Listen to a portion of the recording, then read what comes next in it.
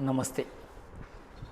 వైదిక సంధ్యావందనం లోపల గాయత్రి, ఆచమాన మంత్రము, తర్వాత ఇంద్రియ స్పర్శ మంత్రాలు, మార్జన మంత్రాలు, ప్రాణాయామ మంత్రాలు, ఆ తర్వాత అగమర్షణ మంత్రాలు, ఆ తర్వాత మనసా పరిక్రమ మంత్రాలు, ఆ తర్వాత ఉపస్థాన మంత్రాలు, ఆ తర్వాత మళ్ళీ గురు మంత్రం గాయత్రి, ఆ తర్వాత వచ్చేది సమర్పణ మంత్రం.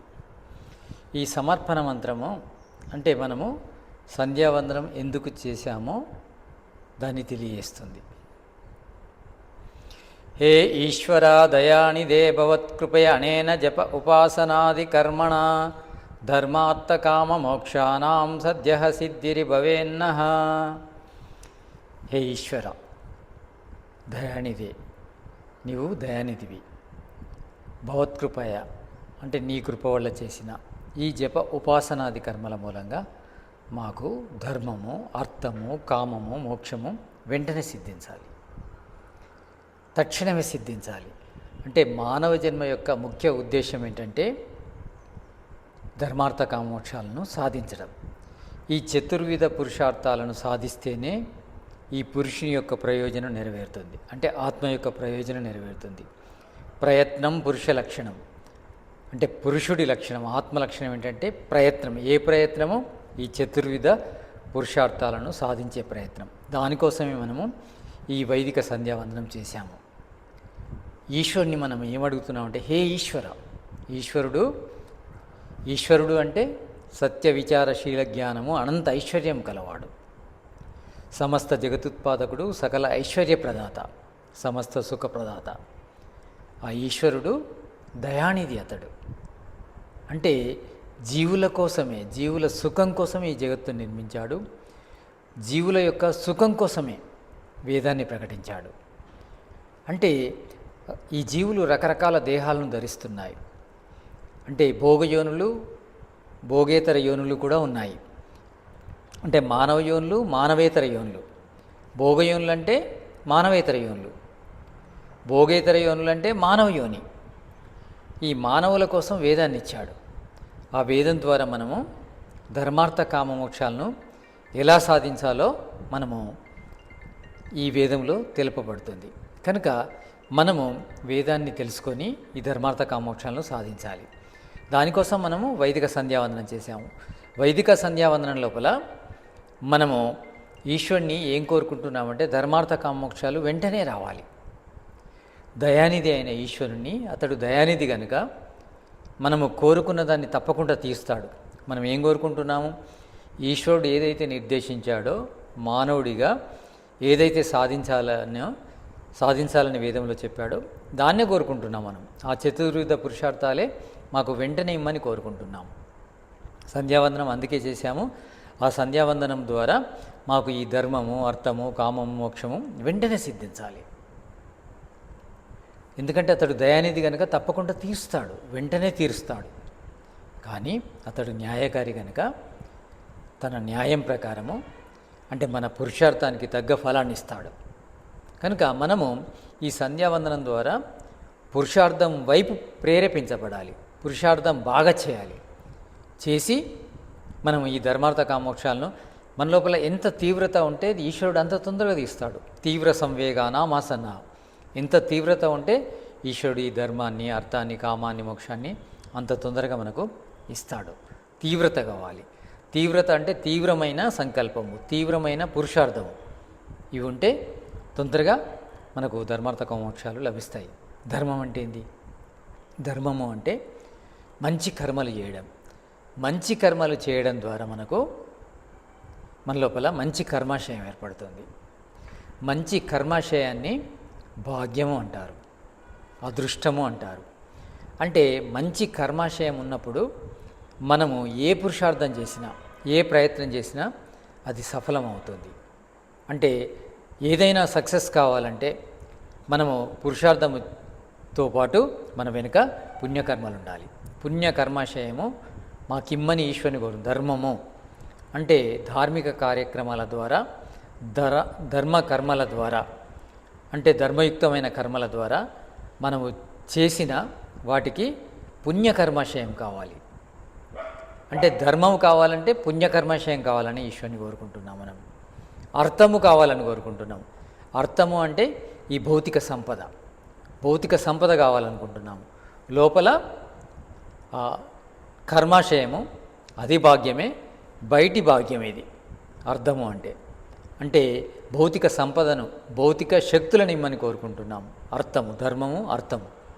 కామము, కామం అంటే భౌతిక సుఖాలు. భౌతిక సుఖాల లోపల మొట్టమొదటి సుఖం ఆరోగ్యం. ఆయుర్వేదం లోపల ఆరోగ్యాన్ని సుఖం అంటారు.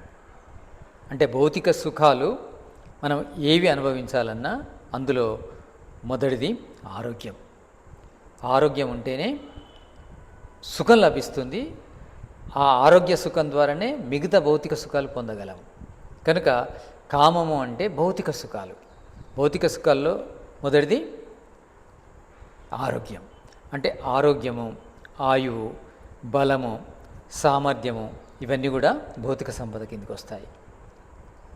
ఈ సంపదతో మనకు సుఖం లభిస్తుంది, భౌతిక సుఖం లభిస్తుంది. భౌతిక సుఖం భూతాత్మకం, అంటే విషయాల ద్వారా, ఈ పంచ విషయాల ద్వారా మనకు భౌతిక సుఖం లభిస్తుంది.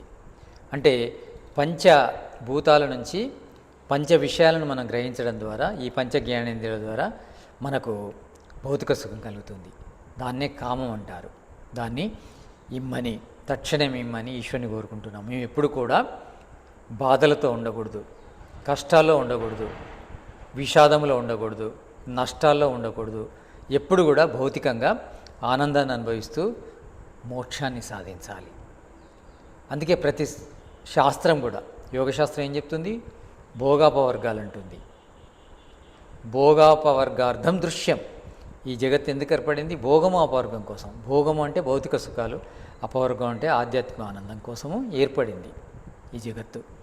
అదేవిధంగా ప్రతి దర్శనం లోపల కూడా భౌతిక ఆధ్యాత్మిక ఆనందాలు రెండు కోరుకునే విధానం ఉంది. అభ్యుదయము, నిశ్చేయస్సు. అభ్యుదయం అంటే భౌతిక ఉన్నతి, నిశ్చేయస్సు అంటే నిశ్చయమైన కళ్యాణము, అంటే మోక్షం. ఇవి కావాలని ఈశ్వరుని మనము కోరుకుంటున్నాం. తక్షణమే రావాలి. మోక్షము అంటే ఆత్మ పరమాత్మ ద్వారా పరాంతకాలం ఆనందాన్ని పొందే విధానాన్ని మోక్షం అంటారు. తత్ర అత్యంతిక సుఖం మోక్షం. ఎక్కడైతే అత్యంతిక సుఖం లభిస్తుందో దాన్నే మోక్షం అంటారు. అది ఎక్కడ లభిస్తుంది? ఈశ్వర ప్రాప్తిలోనే జరుగుతుంది. అంటే ఈశ్వరుని ప్రాప్తి కలిగితే మనకు అత్యంతిక సుఖం లభిస్తుంది. దాన్నే మోక్షం అంటారు. అది కూడా తక్షణమే లభించాలి, ఈ క్షణమే లభించాలి అనేది ఈ సమర్పణ మంత్రం యొక్క అర్థం. సమర్పణం ఎందుకు చేస్తున్నామంటే వెంటనే ధర్మాన్ని, అర్థాన్ని, కామాన్ని, మోక్షాన్ని కలగజేయమని ఈశ్వరుని ప్రార్థిస్తున్నాము. మనము ఈ సంధ్యావందనం తర్వాత ఈ సమర్పణ చేసి దానికి తగ్గట్టు మన దినచర్యను మార్చుకోవాలి, పురుషార్థం చేయాలి, అత్యంత పురుషార్థం చేయాలి. మనం ప్రయత్నం చేయాలి, నిరంతరం ప్రయత్నం చేయాలి. కురువణ్యేవేహ కర్మాణి జీజీవేక్షతకం సమాహ. బ్రతికి ఉన్నంత కాలము ప్రతి క్షణము కూడా కర్మలు చేస్తూనే ఉండాలి. 100 సంవత్సరాల కంటే అధికంగా జీవించాలి. తర్వాత ప్రతి క్షణము కూడా మనము కర్మలు చేస్తూనే ఉండాలి. ధర్మము, అర్థము, కామము, మోక్షము సాధించే వరకు మనం ప్రయత్నం చేస్తూనే ఉండాలి. అవి సాధించిన తర్వాతే ఈ మానవ జన్మను సమాప్తం చేయాలి. అంటే మనకు ఆయువు ఎందుకంటే ఈ ధర్మార్థ కామోక్షాలను సాధించడం కోసం. అంటే ఈ మానవ శరీరం లోపల ఈ జన్మలోనే మనము ధర్మాన్ని, అర్థాన్ని, కామాన్ని, మోక్షాన్ని సాధించి తీరాలి. అలాంటి దృఢమైన సంకల్పంతో ఈశ్వరుని ప్రార్థించాలి. తప్పకుండా మన సంకల్పం నెరవేరుతుంది. కనుక మనము ప్రతినిత్యము 2 సమయాలు, అంటే ప్రాతః సమయము, సాయం సమయము, అంటే ప్రాతః సంధ్యాకాలము, సాయం సంధ్యాకాలము ఈ సంధ్యావందనం చేయాలి. సంధ్యావందనం లోపల ఏవైతే మనము కోరుకుంటున్నామో వాటి కోసం మనము ప్రయత్నం చేయాలి. ఈశ్వరుడు ఎప్పుడైతే మనం ప్రార్థన చేస్తున్నామో మనకు సహాయాన్ని చేస్తాడు, తర్వాత ఉత్సాహాన్ని ఇస్తాడు పురుషార్థం చేయడానికి. దాని ద్వారా మనము సాధించి తీరాలి. అంటే మానవ జన్మను సఫలీకృతం చేసుకోవాలి. ఈ మానవ జన్మను సఫలీకృతం చేసుకోకుండా మానవ జన్మను సమాప్తం చేశామనుకోండి, మహతో వినష్టతి, అంతకంటే నష్టము ఇంకేదీ లేదు. కనుక మానవ జన్మ అనేది దుర్లభం. అలాంటి మానవ జన్మ మనకు లభించింది, దాన్ని సద్వినియోగం చేసుకోవాలి. ప్రతినిత్యము 2 పూటల సంధ్యావందనం చేసుకుంటూ దానికోసం ప్రయత్నం చేయాలి. నమస్తే.